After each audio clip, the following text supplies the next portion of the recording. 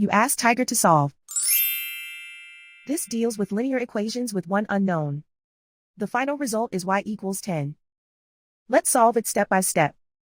Group all y terms on the left side of the equation. Subtract 3y from both sides.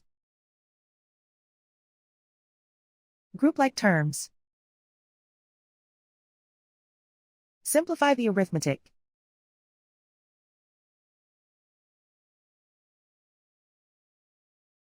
Group all constants on the right side of the equation.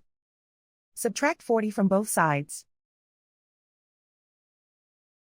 Simplify the arithmetic.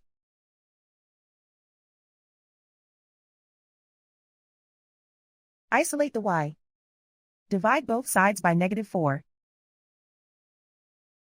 Cancel out the negatives. Simplify the fraction. Cancel out the negatives. Find the greatest common factor of the numerator and denominator. Factor out and cancel the greatest common factor. And so the final result is y equals 10.